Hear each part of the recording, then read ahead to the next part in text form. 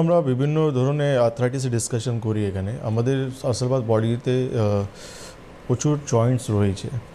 তো রুমেটা আর্থ্রাইটিস এমন একটা রোগ যেটা স্টার্ট হয় একটা পয়েন্ট থেকে, তারপর আস্তে আস্তে গোটা শরীরটাকে আমাদেরকে ইনভলভ করে নেয়। একে আমরা রুমেটা আর্থ্রাইটিস বলি। যে স্টার্টিং হয় আমাদের হাতে আঙুল থেকে, মানে আঙুলের জয়েন্ট থেকে। এক্স্যাক্টলি, হাতে আঙুল থেকে রিস্ট থেকে আমাদের স্টার্ট হয়, তারপর আস্তে আস্তে আমাদের গোটা শরীরটাকে ইনভলভ করে দেয়। রুমেটা আর্থ্রাইটিস অন্য আর্থ্রাইটিস থেকে টোটালি ডিফারেন্ট।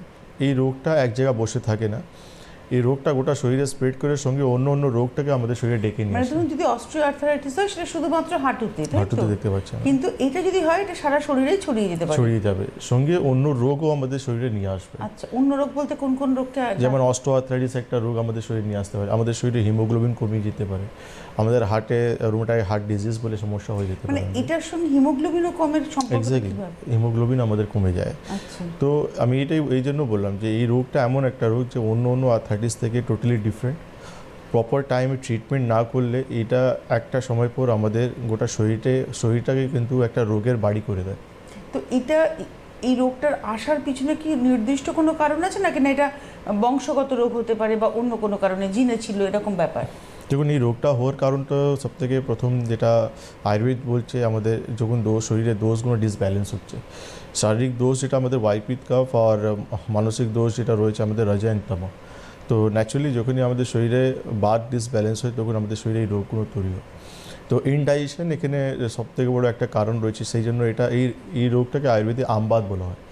তো আলটিমেটলি যখনই আমাদের শরীরে ইনডাইজেশন হয়, অগ্নিমন্দ হয়, তো যে খান পান আমরা করছি সেটা প্রপারলি যখন ডাইজেস্ট হয় না তখন আম তৈরি হয়ে যায়, আর সেই আমটাই বাতের সঙ্গে যুক্ত হয়ে আমাদের স্মল জয়েন্টসে, তারপর আস্তে আস্তে বিগ জয়েন্টসে গিয়ে বসে যায়, আর সেখান থেকে আমাদের এই রোগটা তৈরি হয়, রুমেটা আর্থ্রাইটিস বা আমবাত তৈরি হয়।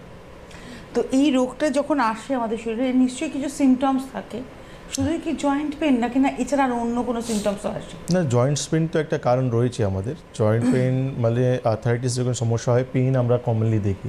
তো জয়েন্টস পেন, স্মল জয়েন্টস পেনে আমাদের পেন হবে, স্টিফনেস থাকবে, হালকা টেম্পারেচার সবসময় আমরা ফিল করবো, যে জ্বরের মতন আমাদের বডি একটা ফিল হবে, লেথার্জি ভাব থাকবে, ইনডাইজেশনের সমস্যা থাকবে, স্টুল ক্লিয়ার হচ্ছে না আমাদের এই প্রবলেমটা থাকবে, খিদে নেই আমাদের এই প্রবলেমটা থাকবে, মনে হবে সবসময় পেট ভরা ভরা রয়েছে আমাদের। এইসব সমস্যা, এইসব সিমটমস দেখার পর আমরা পেশেন্টকে যখনই কিছু ইনভেস্টিগেশন, এর সঙ্গে আমরা দেখি আরএ ফ্যাক্টর পজিটিভ আছে, এনটিসিসিপি পজিটিভ আছে, তখন আমরা বলি যে patient is suffering from rheumatoid arthritis. তো এটা নিশ্চয়ই ট্রিটমেন্ট প্রসিডিওর রয়েছে। মানে এটা কি কোনো এরকম ব্যাপার যে ধরুন গ্রেড 1 গ্রেড 2 এরকম থাকে রিউমাটয়েড আর্থ্রাইটিস? দেখুন, প্রত্যেক রোগে প্রাইমারি স্টেজ রয়েছে, তারপর সেকেন্ডারি স্টেজ রয়েছে, মানে সিভিয়ারিটি রয়েছে। কেন কি যখন রুমেটা আর্থ্রাইটিস স্টার্ট হচ্ছে তখন আমাদের বেসিক্যালি শরীরে তেমন কোনো ডিফর্মিটি থাকে না। আমরা দেখি যে আমাদের হাতে, আঙুলে, এলবোতে বা গোটা জয়েন্টসে আমাদের পেন রয়েছে, কিন্তু এটাই যখন আস্তে আস্তে যখন বাড়ে তখন আলটিমেটলি আমরা দেখতে পারি যে আমাদের শরীরে হিমোগ্লোবিন কমছে, আমাদের হার্টের সমস্যা চলে আসছে, বা আমাদের অন্য অন্য রোগ চলে আসছে, শরীরে অস্টিও আর্থ্রাইটিস মতন রোগ চলে আসছে, আর তারপর দেখতে পাচ্ছি আস্তে আস্তে আমরা ডিফর্মিটি পর্যন্ত চলে আসছে। তো ন্যাচুরালি এইটা সিভিয়ারিটি একটা রয়েছে, প্রাইমারি স্টেজও রয়েছে, সিভিয়ারিটিও রয়েছে। তো প্রাইমারি স্টেজে প্রপার ট্রিটমেন্ট ম্যানেজমেন্ট হলে পেশেন্ট তত দূর পর্যন্ত যায় না। আর এটার কি মানে ধরুন মেলদের বা ফিমেলদের এরকম ব্যাপার আছে নাকি না প্রত্যেকেরই হতে পারে, বা এর কোনো বয়সের ব্যাপার আছে কিনা? রুমেটা আর্থ্রাইটিস বোথ জেন্ডার দুজনেই হয়, কিন্তু ফিমেলরা বেশি আক্রান্ত। আর রুমেটা আর্থ্রাইটিস আমরা দেখতে পারি যে কম বয়সে পেশেন্টরা বেশি আমরা দেখতে পারি। কম বয়সের হ্যাঁ, পেশেন্টদের?